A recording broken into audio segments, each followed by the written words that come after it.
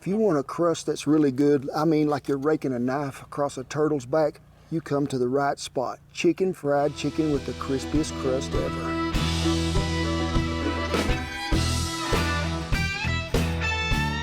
Chicken fried chicken. I have chicken fried steak. I have even chicken fried a big old New York strip. And I have made a lot of chicken fried chicken. Now people get thinking about it, they think, well, what's the difference? It's all in how you prepare the meat for this chicken fried chicken too. Because you can't just take a big old chicken breast and just throw it out there and say, I'm gonna deep fry it. Top of it's gonna burn while the middle is raw. So don't run off and leave me now, because you're gonna learn something on this video. As Justin Wilson would say, I guarantee you will. So we're talking about chicken frying something. You gotta have a wet and a dry. I always like to mix the dry first, and we're gonna start with 2 cups of all-purpose flour. And then some baking powder. Now what does the baking powder do? Well, when you're baking biscuits, it helps them elevate, remember that? But also when you're making a crust on something, it's gonna make that elevate a little more. Magic ingredient, cornstarch. Ooh. Not just for Galding and kids and old men who ride horses too long and you begin to sweat and you use this, you just shake it out. Y'all heard of using baby powder. Hey, you've got some of this on the wagon at home, just use it, it'll work. So we're gonna add some of that as well. It helps the dry really adhere to the piece of meat that you're putting it on. And also we need some of our original seasoning. If you hadn't got none, just use some coarse black pepper and salt and a little garlic powder. I always like to mix this really well, and then I taste the flour, because that way I know if it needs a little more seasoning in it or not. So, just a tad more. I have made so many different kinds of wet batter that I'm going to fry stuff in. It's different for fish, it's different for chicken fried steak, and it's even different for chicken. And to start out with that, I'm going to use half and half. Half and half with this cream in there, to me, brings out a richer taste to this. One thing you really need this wet to be able to do is be able to stick to that flour, but also the meat too. So we're going to add a little cornstarch, which is about a tablespoon, and a little baking powder, again, also on this side. I went over here in the bushes a while ago, and there's a hoot owl, laid 2 eggs. I appreciate it, I do. I've never had an owl egg. Oh, you don't know what you're missing. I mean, in the morning when you wake up, you'll say, I actually give a hoot. Did you catch it? Whisk it up to where it's good and smooth.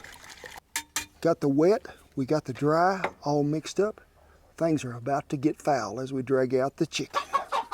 Well, gloved up we are for chicken, but something really that we need to talk about first is if you're gonna cook some chicken or any piece of meat, whether it's on the grill, you're gonna deep fry it, and I'm also gonna use this Chef's temperature probe to check my deep fry oil with. Now y'all have seen me use their products for a long time, and remember, not only do they have this, but they have the Pro Temp Plus. If you want to get maybe into longer cookings, you can program that thing in on your phone. It'll wake you up when it's time to go check that piece of meat that you're cooking. 30% off if you'll go over there and look at their website at Chef's Temp.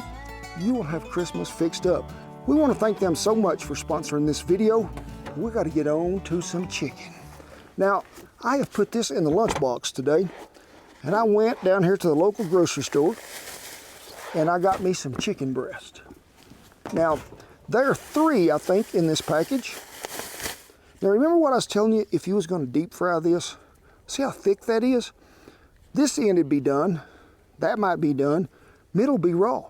And if you had to turn the grease down to where it was like 325 to cook this, it might be soaked with grease before you even got it done. So I'm thinking, Shannon, that we might just start with 2 of them, because when they get really big, I think we can cut 1 in half. Go ahead and put them in a Ziploc bag. Don't zip it down, just have it there. Take the flattening part of this hammer. I think we ought to inspect. Let me see if I can get him out of there. Now, It's come to inspect. Duke, are you an inspector? What does that look like? You know, last week I measured some pie dough by the thickness of your ear. I think this would be 2 ears and half a tail wag thick if we were getting this chicken to where we wanted it.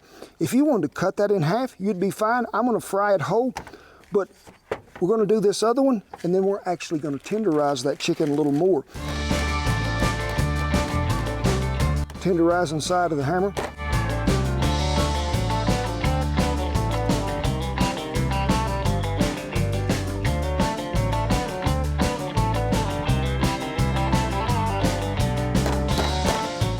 chicken is tenderized. It is. KFC would say, oh my gosh, that chicken is tender. And it sure enough is.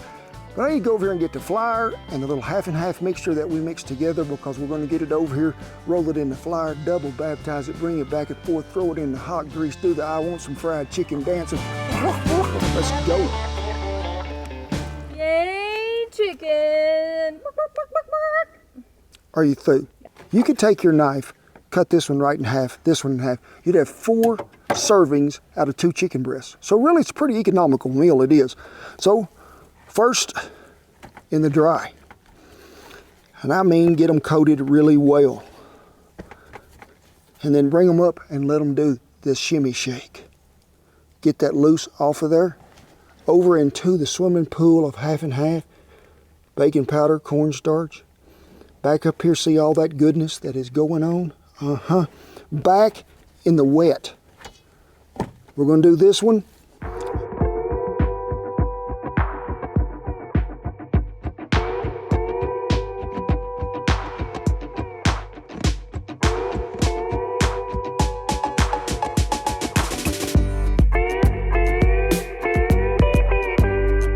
And the secret is, take a little of that wet, pour it over in the dry mixture, mix it up, run these back through over here again.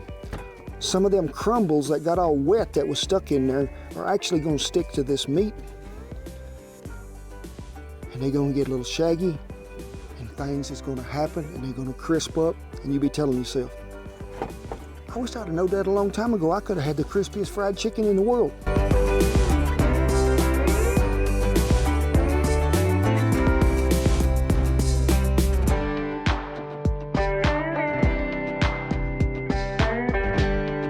Took our chef's temp, we're at 355, which is about where we need to really be when we start frying, because remember that chicken is cold. But I let this set over there about 10 minutes, and you can see the difference that that had with the batter that's on it. It really lets it bond to it even better. Now, when you pick one of these up, I like to shake anything off that's excess, and when you lay it down in there, this is probably one of the most pleasant sounds you'll ever hear in your life.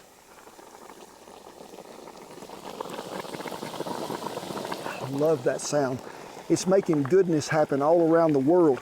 Now, as you cook these, don't be thinking to yourself, I can't turn it over, because we will flip it over and rotate it back and forth in that grease. Let's just check it to see how much that oil has dropped, because I can't see it. I hope Shan can see it.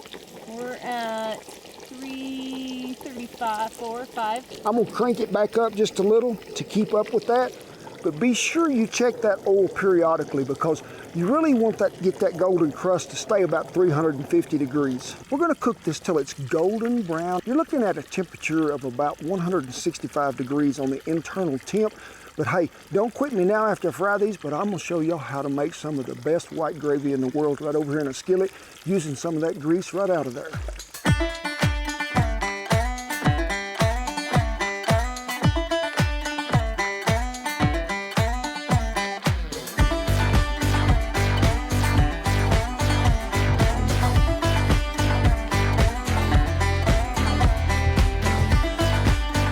Look at this. Oh, look right here. Wouldn't that be?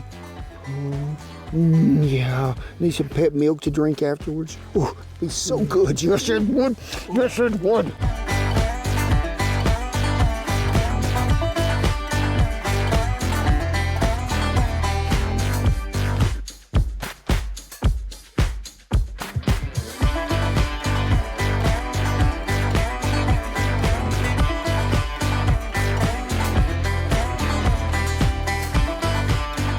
Well, you can't have fried chicken or chicken fried steak or biscuits or ice cream unless you've got gravy. Gravy needs to be its own food group. Let's give a count out there in the forest. Who of you loves gravy? Oh my gosh, trees are standing up everywhere saying, yes, I love some gravy. So we gotta have a little meat grease. We're gonna use this that we fried them chicken fries in. That's probably about I'd say half cup, maybe, pretty close to that. And let me know, do y'all make gravy? What you think makes the best gravy? Is it bacon grease, sausage grease? Is it something that you fried chicken in? I need to know what y'all think, because I really think there's a pretty close tie there between chicken grease that's been fried, but also bacon grease. 4 tablespoons of flour. You need a spatula what's got some holes in it or slots or something, because we want to make sure that we get them lumps out of there. As my grandmother would say, anybody can make gravy, but can you make it without lumps to where you don't have to sift it? You know, I don't think I've ever followed a recipe to make gravy, whether it be on the wagon, in the house, anything in the world. It's usually just so much grease, so much flour till I think it's right, and then either milk, cream, or canned milk. And I love to use canned milk because I think it brings about a richness. And if you can see right here on the edge of that, as that's beginning to brown, so it is time to break out the canned milk. Now this is a 12-ounce can. We're going to start with about 6 ounces right off the bat. And you have to stir pretty rapidly here, because this is what's going to make it either thick or lumpy. Don't be quitting me in the middle thinking, I can't do this. My shoulder hurts. You've got to do it. You've got to persevere, because we've got to get some smooth gravy. And when you use canned milk, to me, you get a more of a golden color. I'm going to go ahead and get the rest of this in there, I think. Set it right back over here. And if it gets a little thicker than what you need, either thin it with a little more canned milk, or you thin it with cold water.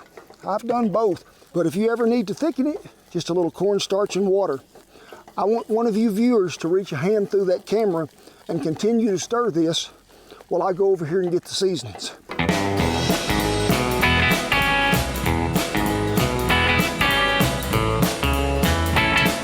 Thank y'all for handing it to me. A little black pepper, a little of our original. That'll stay on a biscuit.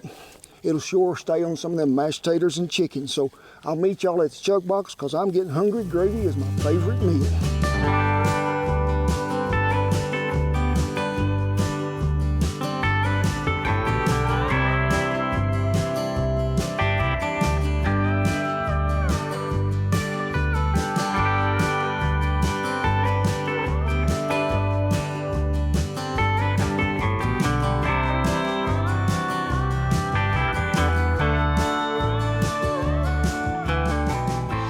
If you walk into a restaurant and you've seen somebody when the waitress was carrying the plate, I mean, that's a lot on a plate. and she was coming by and they say, what do you have? I'll have what he's having.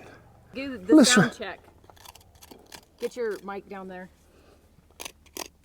Ooh, yeah. Sound like you're raking a knife across a turtle's back, it does. So we're just gonna cut right in here. I mean, look, the crust stuck so well to this. That's what that cornstarch will bring about. But I'm gonna get this bite right here on the end that's got gravy on it.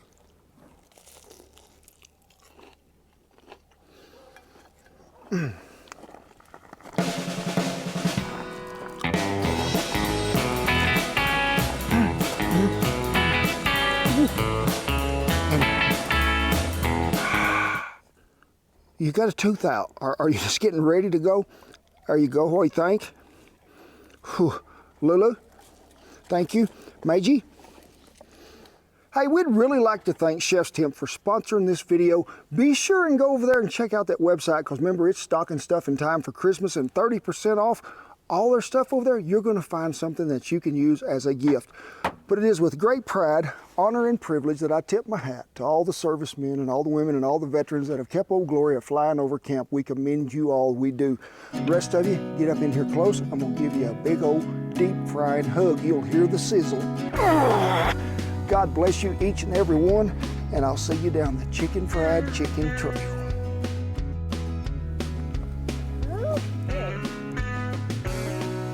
I see you, Shan. You're so beautiful.